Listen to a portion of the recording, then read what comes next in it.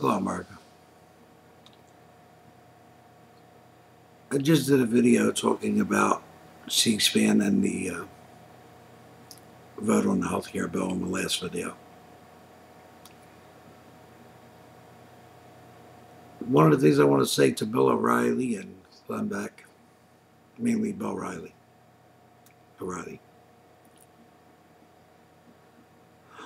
when there was news that AARP was supporting this, they started to lose a lot of members. And I remember the factor bringing spokesmen or high-ranking people from AARP, and asking them, did they support this bill? And they said, absolutely not. There's some things in the bill we like, but we can't support this bill. Well, O'Reilly, Beck, and others, you now have the true answer, because you were lied to your faces on your show. I watch your shows every night, and a lot of others.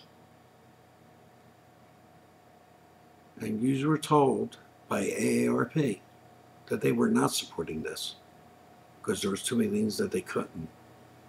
And they had lost a lot of members while this was going on.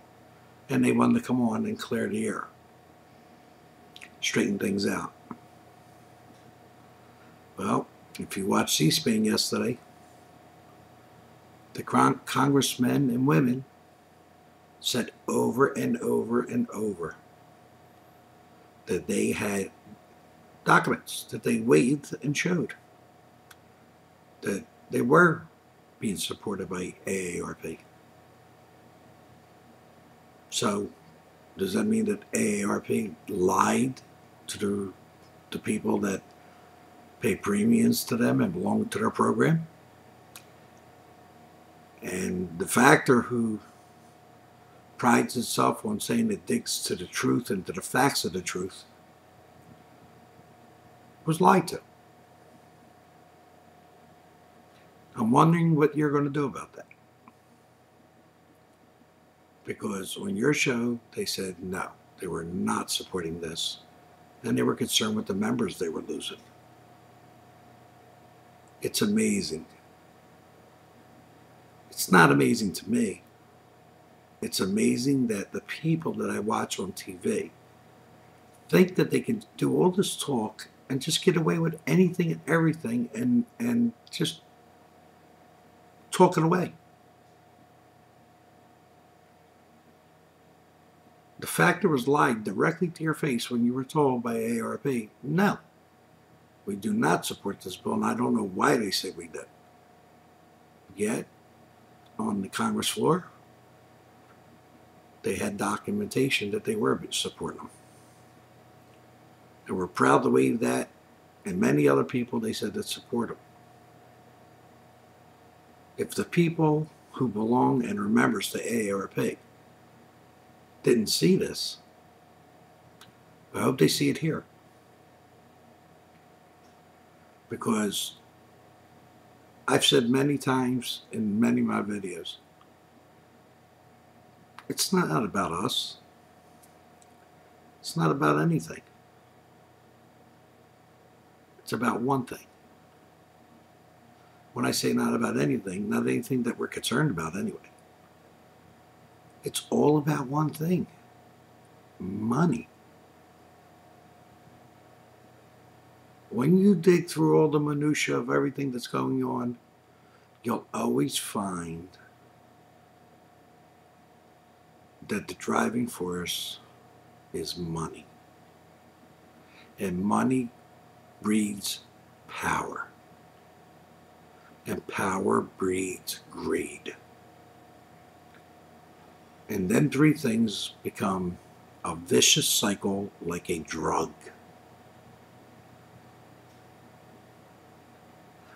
You know, There's a lot of good people still in government. There's a lot of good people in law enforcement. There's a lot of good people in all aspects.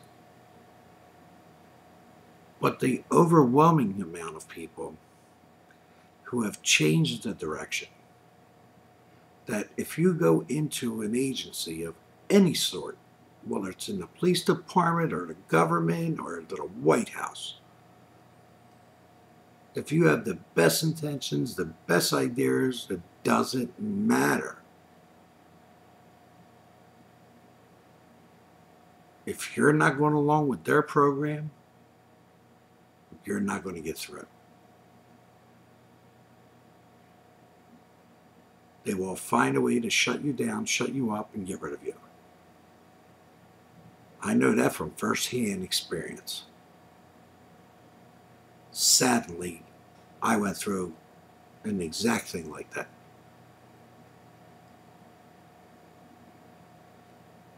I was involved with law enforcement, implemented some programs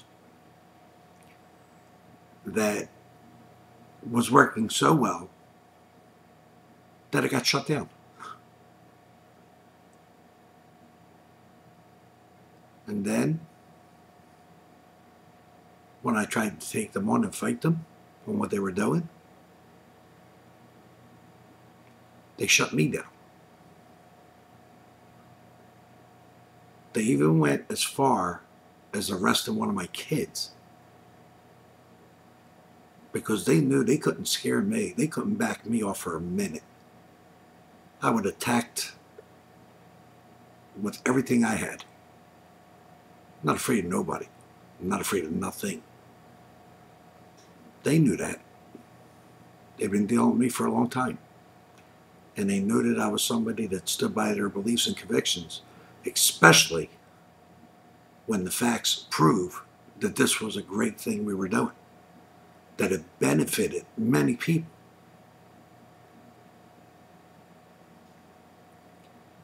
But it interfered with somebody else's plans.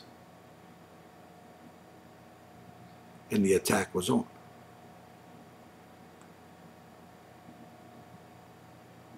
And yes, like I said, rather than coming after me and trying to take me on, they knew that would have been ugly.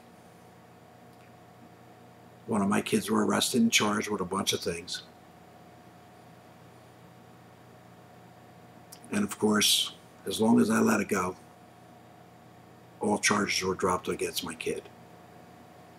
I can't make this up. It's court records. The judge ordered, because after my son was released, a little bit of my temper came out. And 3 months later, they rearrested my son again. And when the judge had my son in front of him, he told them, if I see this kid back in this courthouse again, somebody's going to wind up in trouble. I'm ordering these charges to be dropped again, and I don't want to see this kid back in my courtroom. The judge saw through what was going on. Meanwhile, it cost me over $600,000 and broke me and my family. Why am I talking about it now? Because I've moved everybody out of the reach of their hands.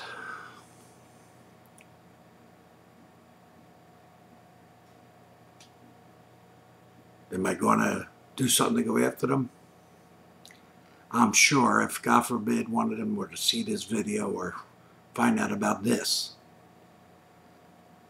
that they would come after me with everything they got again.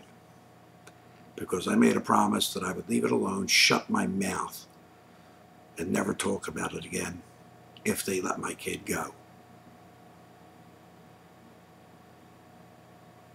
So he wasn't rearrested anymore. He was arrested twice for the same damn charges. Both times thrown out of court, and the law enforcement was reprimanded by the judge and the prosecutor that he didn't want to see this case again because this was nothing but a farce. Now, I've said things to Glenn Beck, O'Reilly. They talk about how they want to know things and they want to hear things. I'm sorry, but I think you're full of it too. All you care about is money and ratings. I've sent so many things to this, trying to explain the way this government and can treat you and take over and do things, and never got a response. This video might be the downfall of me.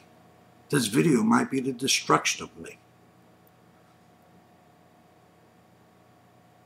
But as long as they can't get to my kids to try to shut me up, which they can no longer get to, I don't care.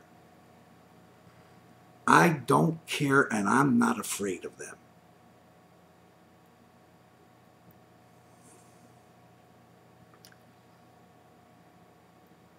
I think this country's headed for some really bad times.